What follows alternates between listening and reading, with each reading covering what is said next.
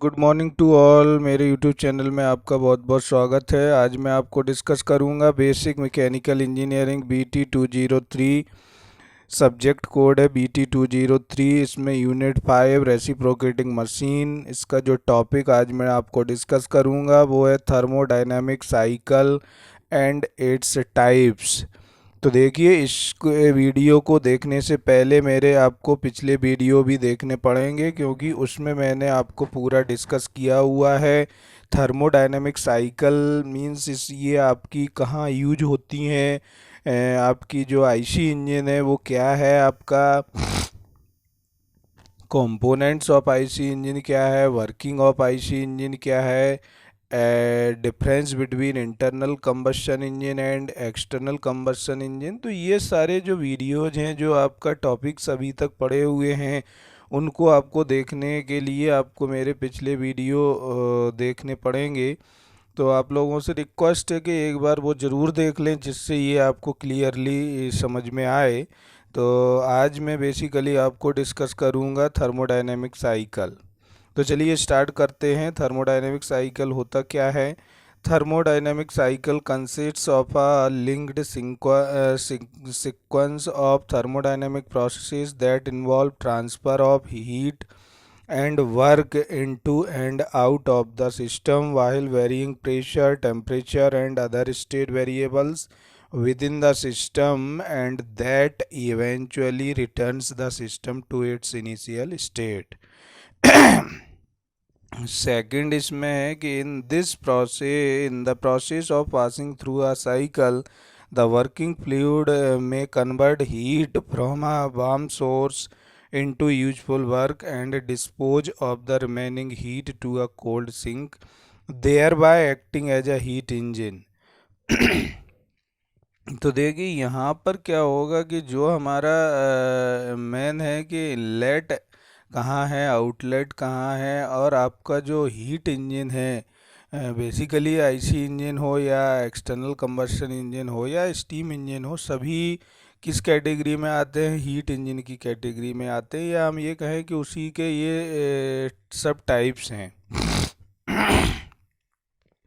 तो heat engine में आपको कहाँ से इनपुट मिल रहा है और कहाँ हमको आउटपुट मिल रहा है, ये हमको समझना है, जो कि हम थर्मोडायनेमिक साइकिल के बेसिस पर समझेंगे यहाँ पर कि यूजफुल वर्क हमें कहाँ मिल रहा है, कितना टेम्परेचर आ रहा है, कहाँ आउटपुट आ रहा है, वो हमको यहाँ देखना है। तो हीट इंजन में बेसिकली होता क्या है कि जो हीट एनर्जी है उसका कन्वर्जन होता है आपका यूजफुल वर्क में। तो बेसिकली यहाँ पर वही आपका लिखा हुआ है पूरा।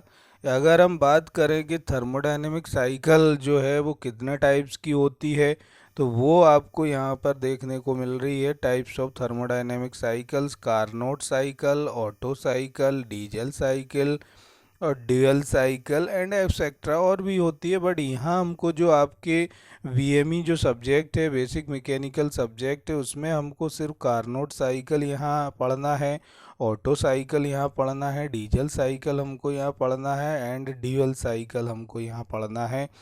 तो हम इसी की बात करते हैं। और कार्नोट साइकिल जो है बेसिकली एक हमारी सिर्फ आइडियल साइकिल है। इसको अगर हम प्रैक्टिकली देखें तो पॉसिबल नहीं है। तो बट जो और जितनी भी साइकिल्स यहाँ पर आई हैं, ऑटो हो चाहे डीजल हो, डीएल हो, जितनी भी आपकी थर्मोडायनेमिक साइकिल, वो सब आपकी किससे ही आई है? कार्नोट साइकिल जो है। तो सबसे जो बेसिक है वो कार्नोट साइकिल है, कार्नोट्स थ्योरम है। तो वो हमारा मेन है। मींस अगर हम कहें ऑटो डीजल, इनकी यूटिलिटी जो है वो हमारी कार्नोट से ही हुई है। तो कार्नोट साइकिल जो है सबसे बेसिक और सबसे पुरानी साइकिल है। तो यहाँ हमको सबसे पहले समझना है। बट ये है कि ये एक आइडियल साइकिल है ओनली, प्रैक्टिकली पॉसिबल नहीं है। वो क्यों नहीं है, उसका रीज़न भी मैं आपको आगे बताने वाला हूँ। तो चलिए देखिए, सबसे पहले हम पढ़ेंगे कार्नोट इंजन या कार्नोट साइकिल। क्योंकि ऑटो साइकिल जो है वो पेट्रोल साइकिल, पेट्रोल इंजन में यूज होती है, या जो हम कहें कि जो पेट्रोल इंजन है वो आपका ऑटो साइकिल पर बेस्ड होता है, डीजल इंजन डीजल साइकिल पर बेस्ड होता है। तो इस टाइप से आपको अलग अलग साइकिल्स हैं, उनके एफिशिएंसीज हमको यहाँ पर बेसिकली पढ़ना है, उनके डेरिवेशन। जो मेन क्वेश्चंस आता है वो हमारा है एफिशिएंसीज ऑफ ऑल साइकिल्स, और उन पर बेस्ड जो न्यूमेरिकल्स हैं वो हमारे इम्पोर्टेंट हैं। तो चलिए देखिए, सबसे पहले कार्नोट इंजन। तो स्टार्ट करते हैं। What is Carnot engine? तो it is a theoretical thermodynamic cycle proposed by Leonard Carnot. ये एक साइंटिस्ट थे लियोनार्ड कार्नोट, इन्होंने इसको प्रपोज किया है या इसको दिया है आपका। It estimates the maximum possible efficiency that a heat engine during the conversion process of heat into work and conversely working between two reservoirs can possess. तो ये आपकी मेन कार्नोट इंजन है। कार्नोट थ्योरम की अगर हम बात करें तो according to Carnot theorem, any system working between T1 means hot reservoir and T2 means cold reservoir can never have more efficiency than the Carnot engine operating between the same reservoirs. Also, the efficiency of this type of engine is independent of the nature of the working substance and is only dependent on the temperature of the hot and cold reservoirs. तो यहाँ हम अभी देखेंगे कि जो उसकी जो efficiency है वो हमारी डिपेंड करेगी temperatures of the hot and cold reservoirs. तो देखिए बेसिकली होता क्या है ये मैं आपको यहाँ बता देता हूँ बहुत अच्छे से। ये आपकी कार्नोट साइकिल है। कार्नोट साइकिल अब हम यहाँ हम बात करते हैं। It is defined as an ideal reversible closed thermodynamic cycle, 4 successive operations are involved. तो यहाँ आपकी जो साइकिल है वो आपकी 4 प्रोसेस में कंप्लीट होगी। First one is isothermal expansion, adiabatic expansion, isothermal compression and adiabatic compression. तो यहाँ हम बेसिकली समझेंगे कि ये साइकिल हमारी during these operations the expansion and compression of the substance can be done up to the desired point and back to the initial state. तो ये आपको देखने को मिलेगा यहाँ। ये कार्नोट साइकिल के pressure volume diagram and temperature entropy diagram है। इनको हम शॉर्ट फॉर्म में पीवी एंड टीएस डायग्राम बोलते हैं। पी फॉर प्रेशर है, वी फॉर वॉल्यूम है, एंड टी फॉर टेम्परेचर है, एंड एस फॉर एंट्रोपी है। तो ये हमको बेसिकली मेन होते हैं यहाँ पीवी एंड टीएस डायग्राम के। यहाँ pressure versus volume and temperature versus entropy क्या है, क्योंकि जब ऑपरेशन होते हैं तो इनमें क्या चेंजेज आते हैं या कौन सा हीट एडिशन कहाँ हो रहा है, आपका हीट रिजेक्शन कहाँ हो रहा है, वर्क इन आपका कहाँ है, वर्क आउट कहाँ है। तो ये हमारा मेन प्रेशर वॉल्यूम डायग्राम से हमको क्लियरली समझ में आएगा। तो देख पा रहे होंगे आप, ये प्रेशर वॉल्यूम डायग्राम है आपका, और ये आपका टीएस डायग्राम है, टेम्परेचर एंट्रोपी डायग्राम।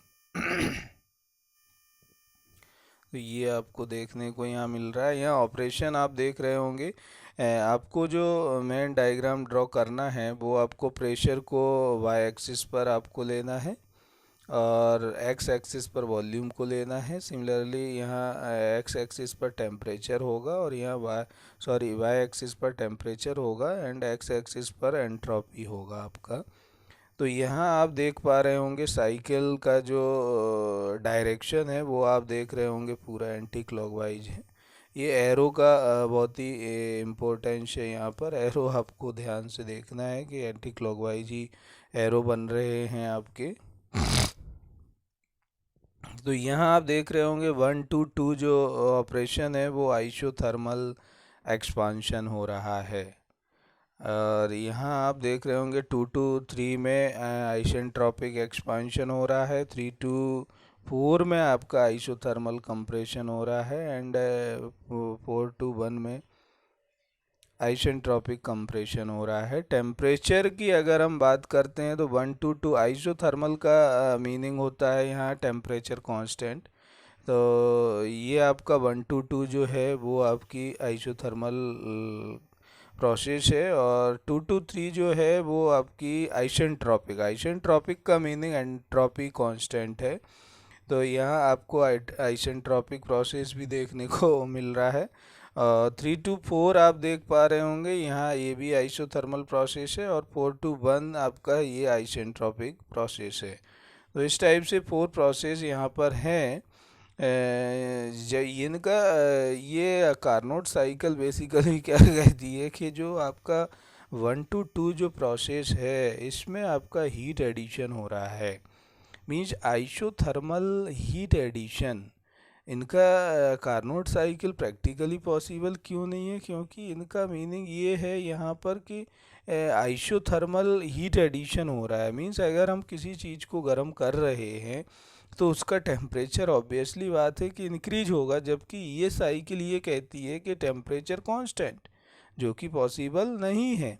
सिमिलरली यहाँ पर हीट रिजेक्शन हो रहा है आपका आइसोथर्मल प्रोसेस में, मीन्स टेम्परेचर कांस्टेंट है। जबकि हम देखते हैं कि किसी प्रैक्टिकली अगर हम बात करें किसी भी चीज़ को, अगर